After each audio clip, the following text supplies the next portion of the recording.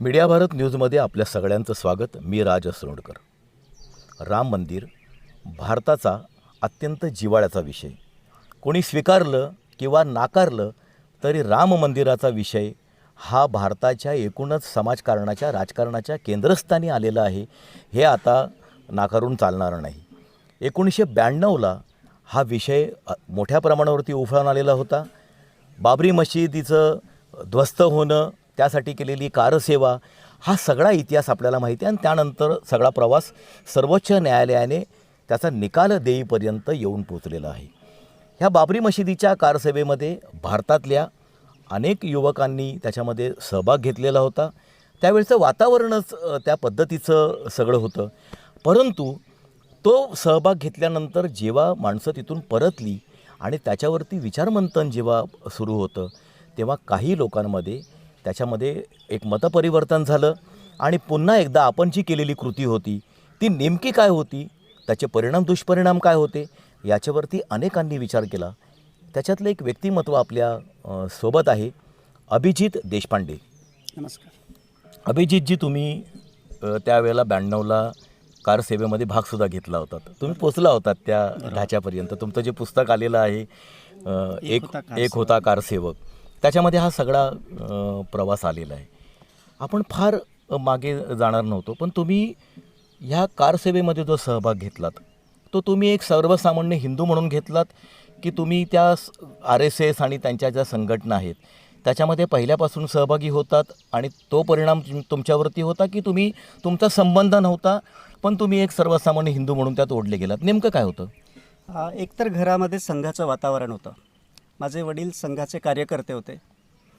माझी आई आणि माझे काका हे 1990च्या कारसेवेला, ज्यावेळेस मुलायम सिंगांचं सरकार होतं. अच्छा. आणि त्यांनी अयोध्येपर्यंत 92च्या आधी झाली? 92च्या आधीचा. बरं, आधी कारसेवा, आधी पण एक कारसेवा त्यांनी आयोजित केली होती. त्यावेळेस मुलायम सिंगांचं सरकार होतं आणि त्यांनी एवढ्या मोठ्या प्रमाणात लोक येत आहेत हे लक्षात घेऊन अयोध्येच्या अलीकडेच सगळ्यांना अडवायला सुरुवात केली होती. लाठ्याकाठ्या. आणि ज्यावेळेस हे सगळे कारसेवक बळजबरीने जाण्याचा प्रयत्न करत होते त्यावेळेस त्यांच्यावर लाठ्याकाठ्या पण वापरल्या गेल्या. त्यामुळे माझी आई त्या सगळ्या लाठ्याकाठ्या खाणाऱ्यांमध्ये होती. माझी आई, माझे काका आणि असे हजारो जण असतील. तर हे ज्यावेळेस परत आले त्यावेळेस अशा लोकांनी ज्यांनी लाठाकाठ्या खाल्ल्यात त्यांनी गल्ल्या गल्ल्यांमध्ये जाऊन आम्ही हे काय केलं आणि त्यांचे सत्कार केले गेले विश्व हिंदू परिषदेतर्फे. अच्छा. या लोकांचा की बघा राम मंदिरासाठी यांनी लाठ्याकाठ्या खाल्ल्या. ह्या सगळ्या लोकांना घेऊन आणि ह्या सगळ्या लोकांना घेऊन तिने आणखी लोक मोबिलाइज करायला सुरुवात केली. आणि या पार्श्वभूमीवर 1992ची जी कारसेवा आहे ती अधिक मोठ्या प्रमाणामध्ये होती. त्याचं वातावरण त्यामुळे काही काळापासूनच त्यांनी काय म्हणूया वेगवेगळे जे साधू संत म्हणून मान्यता असलेले लोक आहेत त्यांच्या सभा वेगवेगळ्या तालुक्याच्या ठिकाणी सुद्धा आयोजित करायला सुरुवात केली. आणि अत्यंत भडक या प्रकारच्या त्या सभा असायच्या. अत्यंत उग्र जहाल प्रकारची भाषणं असायची आणि त्या सभांना मोठी गर्दी जमवायचं काम. मी संघाचा कार्यकर्ता होतो, तरुण होतो त्यावेळेस, म्हणजे जेमतेम फर्स्ट इयरला वगैरे होतो. त्या सगळ्या काळात मीही खूप लोकांना जमवण्याचं काम केलं, त्या सगळ्या आयोजनाचं काम केलं. आणि सेकंड इयरला असताना 1992ला मी त्या कारसेवेचा भाग बनलो. मी संघाचा कार्यकर्ता होतो, पण मी जे संघाचे कार्यकर्ते नव्हते किंवा कधी तसे संघ शाखेत येत नव्हते अशा सुद्धा खूप जणांना मोबिलाइज करून त्यांना सुद्धा मी सोबत घेऊन गेलो. म्हणजे मला आठवते माझा एक मित्र तर असा होता की तो मला स्टेशनवर निरोप द्यायला आला होता आणि तिथला सगळा माहोल पाहून त्या उन्मादामध्ये त्याला असं वाटलं की नाही मी पण गेलं पाहिजे. आणि तो म्हणाला चल मी पण येतो, कारण तिकीट असं काही तिकीट काही नव्हतंच. जय श्रीराम हेच तिकीट. अच्छा. आणि असे केवढे तरी लोक गाड्या बदलत बदलत अयोध्येपर्यंत पोचले. साधारणपणे 2 डिसेंबरला मी अयोध्येत पोचलो. म्हणजे आमचा जो जथ्था होता परभणी जिल्ह्यातनं, मला आठवतं साधारणपणे त्यावेळेस 700-800 लोक गेले होते. परभणी जिल्ह्यातून? परभणी जिल्ह्यातनं. मी परभणीमध्ये त्यावेळेस शिकत होतो. तर त्यात महिला पण होत्या, तर काही तरुणी होत्या, पण युवकांचं प्रमाण खूप जास्त मोठ्या संख्येने होतं. तर आम्ही 2 डिसेंबरला तिथे गेलो आणि असं लक्षात आलं की तिथे प्रचंड प्रमाणामध्ये मंदिर आहेत. म्हणजे अयोध्येमध्ये जी घरं आहेत छोटी छोटी मंदिर आहेत पॉकेट्समध्ये.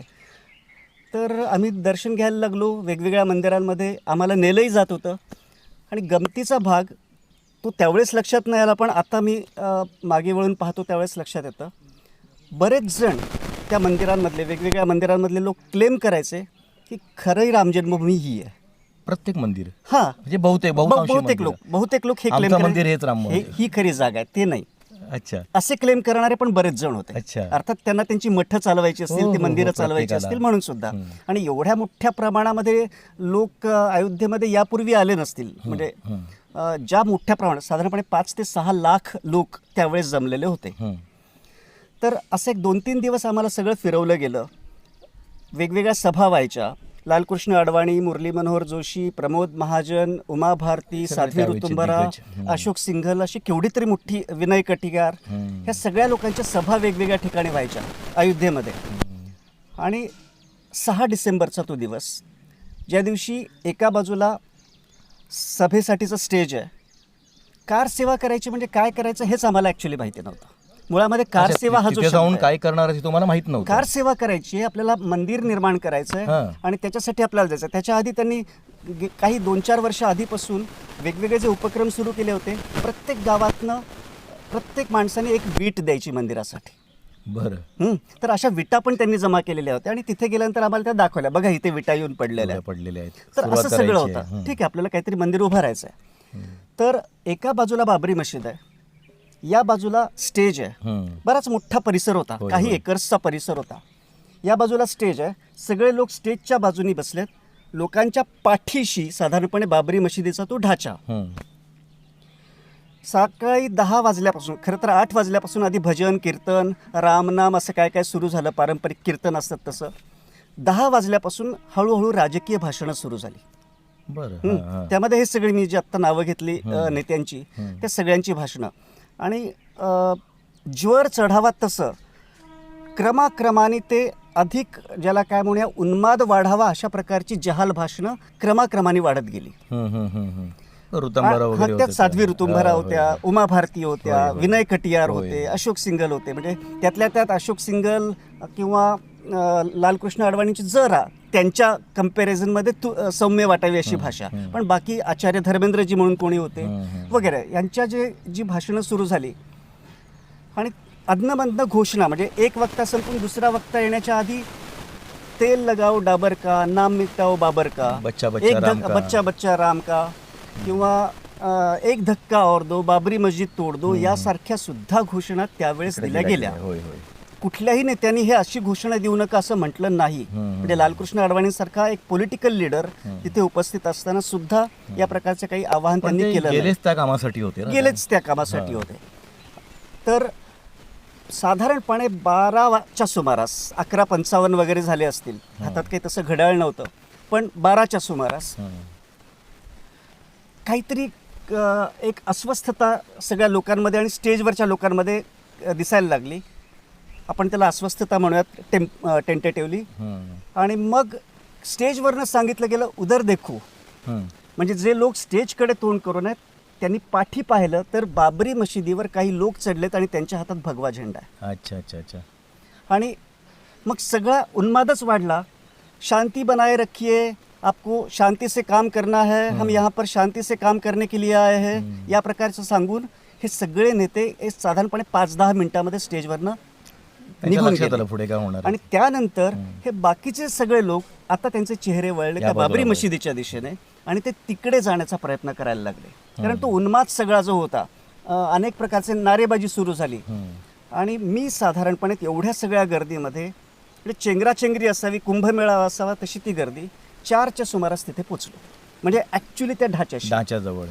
तर असं लक्षात आलं की खूप मोठ्या प्रमाणामध्ये कुदळ फावडी घेऊन व्यवस्थित, म्हणजे जसं एखादी बिल्डिंग बांधताना मजूर ज्या सिस्टीमने काम करतात, फावडं एकमेकाला ते घमेला एकमेकांना देतात, पासवान करतात, तर हे सगळं इतक्या सिस्टमॅटिकली काम चालू होतं पाडण्याचं. आणि एकेका बॅचला, ठीक आहे अभी आप जाइए, उस बॅच को आने दीजिए, असं करून मी त्या बॅचमध्ये साधारणपणे एक अर्धा तास काम केलं असेल. नंतर आम्हाला पाठवलं दुसऱ्या बॅचला आणि असं अत्यंत सिस्टमॅटिकली तिथे काम चालू होतं. बाकी इकडे लोक तिथे जाण्याचा प्रयत्न करत होते, पण ती सिस्टीम सांभाळणारे काही लोक नक्की असावेत हे होतं. अच्छा. त्यामुळे आत्ता नंतर सुद्धा जो क्लेम केला गेला की बाबरी मशीद ही उत्स्फूर्तपणे पाडली, हम्म. असं नाहीये. उत्स्फूर्तपणे जर पाडली असती पूर्वनियोजित- तर मग एक पूर्वनियोजित घमेली होतं. कुदळ फावडे कुठनं तुम्ही आले? त्याचे साक्षीदार आहात. मी याचा मुद्दा साक्षीदार काय आहे याच्यामध्ये, आणखी एक मला प्रश्न विचारायचा आहे जोडून याला. तुम्ही त्याच्यात जे सामील झालात, एक हिंदू म्हणून सामील झालात, तुम्ही रामाचे भक्त म्हणून सामील झालात, की तुमच्या मनामध्ये त्या वयामध्ये एक मुस्लिम द्वेष होता? तीनपैकी काय नेमकं कारण होतं सामील होण्याचं? हिंदू आणि हिंदुत्ववाद असा आपण फरक करू. हम्म. हिंदू असणं, कुठल्याही तुम्ही धर्माचे असणं आणि त्या धार्मिक श्रद्धा असणं, तुम्ही घरामध्ये ज्यावेळेस पूजा अर्चा करता त्यावेळेस आपण त्याला स्वाभाविक म्हणूया. होय. स्वाभाविक नाही आहे ते खरं तर, पण तरी आपण टेंटेटिव्हली त्याला स्वाभाविक म्हणूया. आणि आपलं संविधान त्याला हां, आणि संविधानही त्याला संमती मान्यता देतं. देतं. होय. पण ज्यावेळेस तुम्ही तो धर्म रस्त्यावर आणता, हम्म. सार्वजनिक- ज्यावेळेस त्याला एक संघटित रूप देता, हम्म. ज्यावेळेस त्याला एक आक्रमक रूप देता आणि हिंदुत्ववाद हा अख्खा चुकीचा इतिहास सांगून हम्म. मुस्लिम द्वेष्टेपणावर पोचलेला असा इझम आहे. असा इजम आहे. त्यामुळे तो शाखांमधनं बहुतांशी किंवा ह्या सगळ्या राजकीयच आहे. भाषणांमधनं राजकीयच तेच आहे. सगळं सांगितलं जात होतं. त्यामुळे ते हिंदू धर्माचं राजकीयकरण आहे. हिंदुत्व हे. हिंदुत्व आहे. तुम्ही कुठल्या ह्याने सामील झाला होता त्याच्यात? मी संघ शाखेचा भाग होतो, कार्यकर्ता होतो संघाचा. Mindset म्हणजे होतं. त्या अर्थाने मी संघाचा कार्यकर्ता म्हणून त्या राजकीय भूमिकेतनं सामील झालेलो होतो. पण बाकीचे बरेचसे जे लोक होते, मी जसं सांगितलं की महिला होत्या, उदाहरणार्थ माझी आई, तर तिचं त्यावेळेस असं काही पॉलिटिकल अंडरस्टँडिंग नव्हतं. पण हे काहीतरी धर्माचं काम आहे या प्रकारचं एक चित्र निर्माण केल्यामुळे मोठ्या प्रमाणामध्ये लोक सामील झालेले होते. त्याच्यामध्ये सामील झाले. तुम्ही तिथून जेव्हा माघारी फिरलात, त्या माघारी फिरल्यानंतर तुम्ही पुन्हा उलटा प्रवास नाही केलात. हा माघारी येतानाचा जो प्रवास आहे त्याच्यामध्ये नेमकं काय असं घडलं की तुम्ही ह्या सगळ्या उन्मादापासून लांब लांब लांब गेलात आणि ही प्रक्रिया किती काळामध्ये कशी घडून आली? ही काही 1-2 दिवसातली प्रक्रिया नक्कीच नाही आहे. पण शेवटी काय असतं ना की काही आपलं निरीक्षण आपल्याला खरं तर विचार करायला प्रवृत्त करतं. ज्यावेळेस आम्ही दुसऱ्या दिवशी 7 डिसेंबरला साधारणपणे मध्यरात्रीच्या सुमारास वेगवेगळ्या ट्रेन्सनी लोकांना पाठवायला सुरुवात झाली. तर 7 डिसेंबरला मध्यरात्री आम्ही निघालो परभणीच्या दिशेने आणि 2 दिवस लागले प्रवास करायला. वाटेत जी स्टेशनं लागली असं लक्षात आलं की सगळ्या स्टेशनांवर शुकशुकाट आहे. तोपर्यंत मी अशा प्रकारची संचारबंदी किंवा असं काही ऐकलेलंच नव्हतं, पाहिलेलंच नव्हतं. अशा ठिकाणी होतो त्यावेळेस मोबाईल्स पण नव्हते, त्यामुळे काय चाललंय बाहेर, अयोध्येच्या बाहेर, हे माहिती नव्हतं. तर लक्षात आलं की सगळीकडे शुकशुकाट आहे आणि मग संचारबंदी असेल वगैरे असं. परभणीला 2 दिवसांनी पोहोचलो त्यावेळेस कुठल्या तरी स्टॉलवर पेपर पाहायला मिळाला. त्यावेळेस लक्षात आलं की अनेक ठिकाणी देशभर दंगली उसळलेल्या आहेत. बरं. आम्हाला त्याची आमचं प्रतिक्रिया- स्वागत करण्यासाठी परभणीतले संघाचे आणि विश्व हिंदू परिषदेचे जे कार्यकर्ते होते, ज्यांनी हे सगळं मोबिलाइज करून आम्हाला पाठवलं होतं, पण ते स्वतः आलेले नव्हते. बरं, ते नव्हते आले. बरं. कारण ते कुठेतरी जॉब करणारे होते वगैरे वगैरे. Yes. पण त्यांनी असे लोक नेमके निवडलेले होते की जे ज्यांना जॉबची किंवा या प्रकारची काही अडचण नाही येणार, ते रिकामे जातील. आहेत, थोडक्यात रिकाम टेकडे लोक. त्या सगळ्या लोकांना त्यांनी अशा प्रकारे पाठवलेलं होतं. त्यामुळे असे आम्ही वानर सेना आणि आमचं स्वागत करायला हे सगळे लोक होते.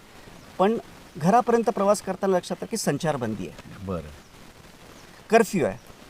तर पोचलो घरी आणि मग टी व्हीवरच्या बातम्या ज्यावेळेस आल्या त्यावेळेस मी अस्वस्थ झालो. कॉलनीमध्ये सुद्धा असं सांगितलं गेलं की जरा गावातल्या मुसलमानांनी सुद्धा आक्रमक भूमिका घेतलेली आहे. ते आपल्या कॉलनीवर हल्ला करू शकतात, ते तुमच्यावर हल्ला करू शकतात, आपण रात्री गस्त घातली पाहिजे. बरं. मग आणि कॉलनीतले लोक 5-5, 6-6 जण रात्री गस्त घालायचे. मग रात्री समजा 2 वाजेपर्यंत यांनी गस्त घालायची, 2 ते 5 त्यांनी गस्त घालायची, असं ड्युटी सुरू झालं. असं साधारणपणे महिनाभर चित्र होतं. आणि कुठेतरी काहीतरी तिकडे असं झालं, या ठिकाणी असं झालं, अशा स्टोरीज ऐकवल्या जायच्या. तर ह्या सगळ्यामध्ये असं लक्षात आलं की अरे, माझे अनेक असे मित्र होते. मी ज्या बालपणी त्याच्याही आधी जिथे मी राहत होतो तिथे आसपास मुस्लिम शेजार पण होता. त्यावेळेस तर असं कधी काय म्हणूया त्यांच्याविषयी संशय वाटावा असं काहीच वातावरण नव्हतं. बहुतेक सगळा मुस्लिम समाज तिथला परभणीतला हा अत्यंत गरीब, म्हणजे कोणाचं तरी पंक्चरचं दुकान आहे, कोणीतरी चहा विकतोय, कोणीतरी केळी विकतोय, अशी ही माणसं होती. तर त्यांच्यापासून काय धोका असेल, त्यांना काय असं शिकवलं जात आहे. पण ते जे काही सांगितलं जात होतं एक प्रकारची दरी निर्माण करायला सुरुवात झाली होती. साधारणपणे 2 वर्षांनी माझं ग्रॅज्युएशन पूर्ण झाल्यानंतर मी ज्यावेळेस मुंबईला आलो, मुंबईला एवढ्या मोठ्या समुद्रात येऊन पडलो एका छोट्या नदीतनं. MA करण्यासाठी मुंबई विद्यापीठामध्ये एक मोठी लायब्ररी, नेहरू लायब्ररी ज्यावेळेस माझ्या वाट्याला आली, हपापलेपणाने पुस्तकं वाचायला लागलो. बरं. आणि त्यावेळेस मराठी लिटरेचर मी करत होतो MAचं, पण इतर पुस्तकांमध्ये मला रस होता आणि त्यामध्ये काही पुस्तकं सापडली. त्यातलं एक भारतीय तत्त्वज्ञानाचा बृहद इतिहास बरं. आणि 12 खंड आहेत, म्हणजे विश्वकोशासारख्या आकाराचे 12 व्हॉल्यूम्स आहेत आणि त्याच्यामध्ये सगळ्या वैदिक परंपरेपासून अवैदिक परंपरेपासून सगळा भारतीय तत्त्वज्ञानाचा इतिहास आढावा त्याच्यामध्ये आढावा होता आणि तत्त्वज्ञानाचा आढावा होता. सो ते खूप इंटरेस्टिंग वाटत होतं आणि ह्या सगळ्या वाचनामध्ये साधारणपणे एक 6-8 महिन्यांचा वाचनाचा कालावधी होता. या वाचनामध्ये मी 3 विचारसरणींनी प्रभावित झालो. अच्छा. एक आहे बुद्ध तत्त्वज्ञान. हं. आणि बुद्ध तत्त्वज्ञान म्हणजे मी बुद्धिझममध्ये पण काही रिच्युअल्स आहेत, मी त्या अर्थाने नाही. बुद्धाने जो धम्म सांगितला आहे, त्यातला जो करुणाभाव आहे, त्यातली जी मानवता मला दिसत होती, त्याने मी प्रभावित झालो. दुसरं चार्वाक परंपरा, बरं. जी पूर्णपणे नास्तिक आहे. आणि तिसरं, आमचे एक शिक्षक होते डॉक्टर हरिश्चंद्र थोरात. एक कादंबरी शिकवताना त्यांनी जे कृष्णमूर्ती नावाच्या फिलॉसॉफरचा उल्लेख केला आणि त्याच्याशी त्याचा संबंध जोडून दाखवला त्या कादंबरीचा. त्यामुळे जे कृष्णमूर्ती वाचायला लागलो आणि जे कृष्णमूर्ती पण खूप इंटरेस्टिंग तत्त्वज्ञ होते आणि आत्ता अलीकडे एक 85च्या सुमारास त्यांचं निधन झालं. त्यामुळे अगदी रिसेंटचे तत्त्वज्ञ होते. या 3 परंपरांनी, 3 तत्त्वज्ञानाच्या भारतातल्या परंपरांनी 2 महत्त्वाच्या गोष्टी केल्या.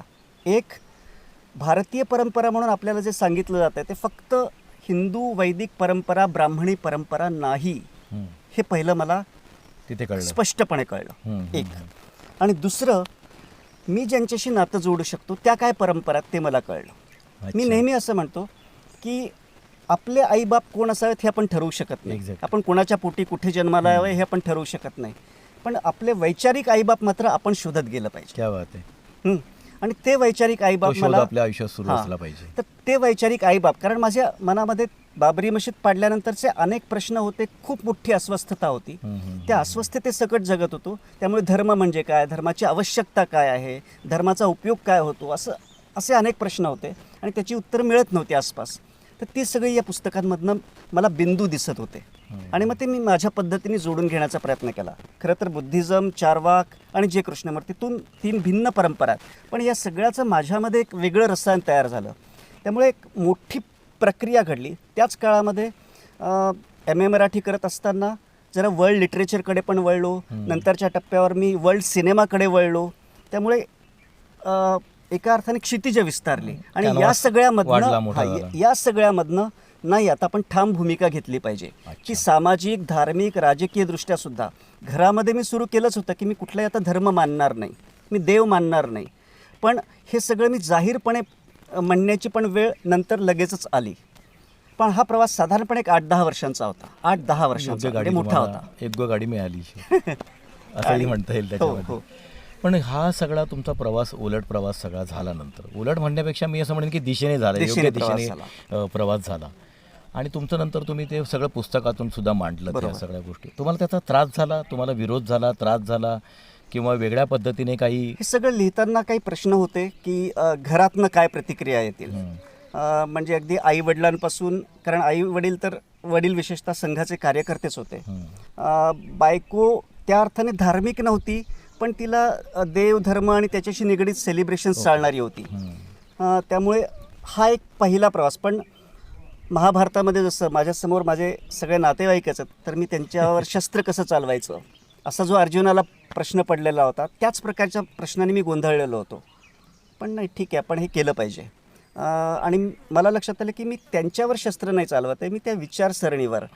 हा जो फरक करता आला पाहिजे तो मला लक्षात आल्यानंतर मग मी ते ठाम भूमिका घेतली की नाही, लिहिलं पाहिजे. आणि निमित्त असं घडलं, साधारणपणे 2003च्या सुमारास एक निकाल काहीतरी लागणार होता आणि त्याची बातमी पेपरमध्ये आली होती. अलाहाबाद हायकोर्टामध्ये केस चालू होती की बाबरी मशीद प्रकरणामध्ये आरोपपत्र कुणाकुणावर ठेवलं पाहिजे, जी काही नावं होती त्याच्या चर्चा चालू होत्या, हे सगळं अर्थात पेपरमधनं वाचत होतो. तर मला त्यावेळेस अस्वस्थ झाल्यानंतर असं वाटलं की नाही, आपण तिथे होतो तर त्याबद्दल लिहिलं पाहिजे. मी लेख लिहिला. लोकसत्ताचे संपादक त्यावेळेस कुमार केतकर होते, त्यांना भेटलो. त्यांनी सगळं ऐकून घेतलं आणि मी तो लेख लिहिला. त्याचं टायटल असं होतं, आज अगर खामोश रहे तो कल सन्नाटा छाएगा. अच्छा. म्हणजे आता गप्प बसून नाही चालणार, आता मी बोललंच पाहिजे. आणि कुमार केतकरांशी झालेल्या त्या सगळ्या चर्चेमुळे मला थोडा आत्मविश्वास वाढला. तो लोकसत्तामध्ये दुसऱ्या दिवशी लेख संपादकीय पानावर छापून आला वगैरे वगैरे. आणि नंतर एका दिवाळी अंकासाठी हा लेख मी लिहिला, युगांतर नावाचा दिवाळी अंक. त्यासाठी हा लेख लिहिला 2003च्या दिवाळी अंकात आणि 2004मध्ये पुस्तक रूपाने ते आलं. तुम्ही हा सगळा प्रवास करत असताना तर ठीक आहे, म्हणजे एक हिंदुत्वाचा आपल्या कुटुंबापासून आपल्यावरती प्रभाव असतो, संघाचा सगळा प्रभाव होता, तुम्ही त्या ठिकाणी गेलात. पण तुमचा उलट प्रवास जो झाला नंतर माघारी फिरल्यानंतर, तो एकदम नास्तिकतेकडे तुम्ही जे गेलात, तर ते कसं काय घडून आलं? म्हणजे थोडासा फरक माणसामध्ये पडतो, बाबा हे आपलं चुकीचं होतंय, पण एकदम फार तुम्ही दुसरं टोकच कसं काय गाठलं त्याचं? मला असं वाटतं की श्रद्धा ही गोष्ट परंपरेने आयती येते. अच्छा. श्रद्धा. कारण श्रद्धेमध्ये तुम्हाला विचार करायचा नसतो ना. बरं. डोळे झाकून विश्वास. डोळे झाकून म्हणजे आई वडील सांगतात की देव आहे आणि हे असं केलं पाहिजे, ही व्रतं केली पाहिजेत, ते रिच्युअल्स केली पाहिजेत, तर ते आपण करतो परंपरेचा भाग म्हणून आणि श्रद्धेने करतो आणि पिढ्यानुपिढ्या अशा प्रकारच्या गोष्टी चालतात. पण नास्तिकता माझ्या मते ही अशी आयती मिळत नाही. ठीक आहे, समजा असं धरूया की मी नास्तिक आहे आणि त्यामुळे माझ्या घरामध्ये मी देवधर्म असं काही ठेवलं नाही, तर माझा मुलगासुद्धा त्या देवधर्म या गोष्टीपासून बाजूला राहील. पण त्या नास्तिकतेचे खऱ्या अर्थापर्यंत तो कधीच जाऊ शकणार नाही. ते तुम्हाला अर्जित करावं लागेल, प्रक्रियेतून जावं लागेल.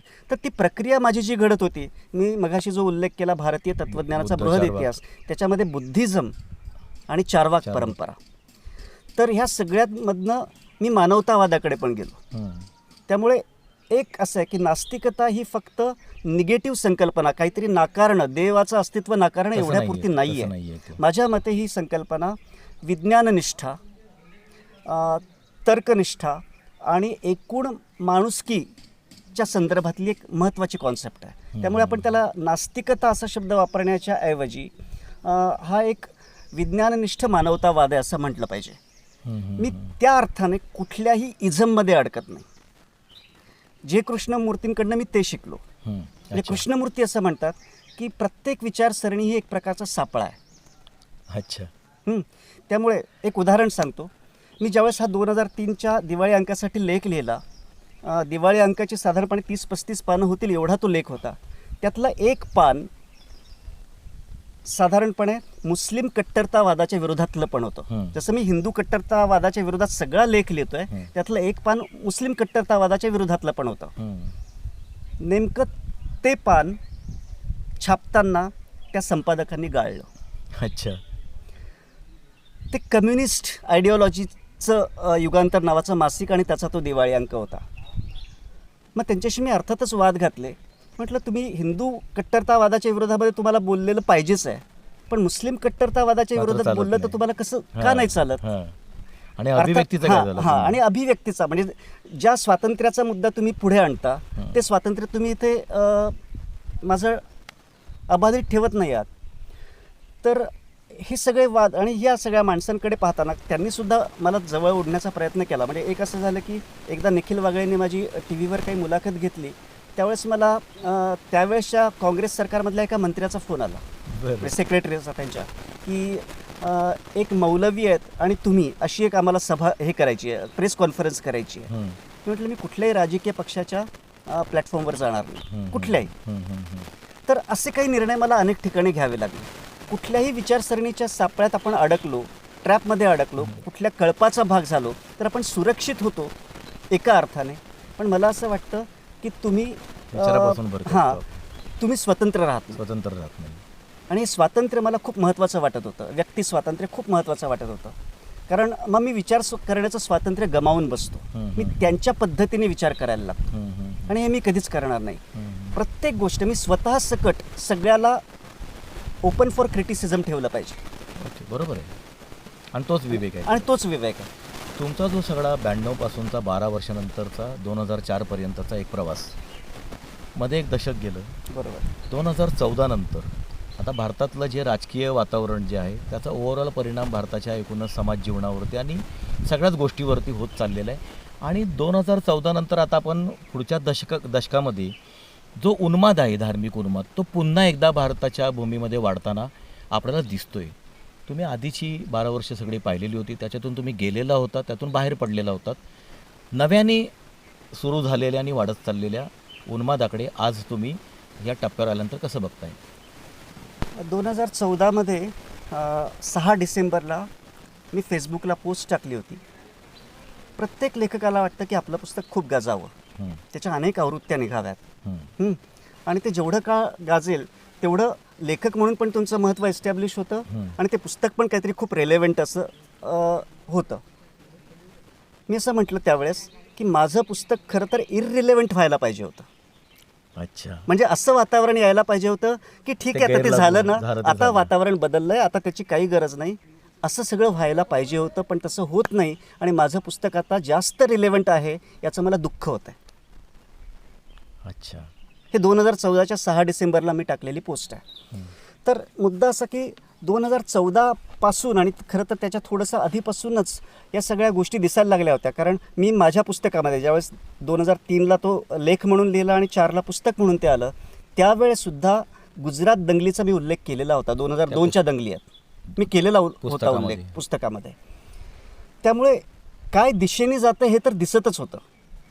आणि हे मेमध्ये आल्यानंतर, मेमध्ये सत्तेवर आल्यानंतर पुढच्या काळामध्ये 2014पासूनच जे काही सुरू झालं तर ते एक व्यक्ती म्हणून मला अस्वस्थ करणारं होतं.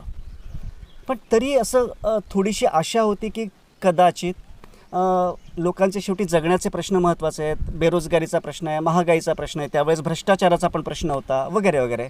आणि या सगळ्या संदर्भात तरुण लोक या उन्मादी गोष्टींकडे वळणार नाहीत.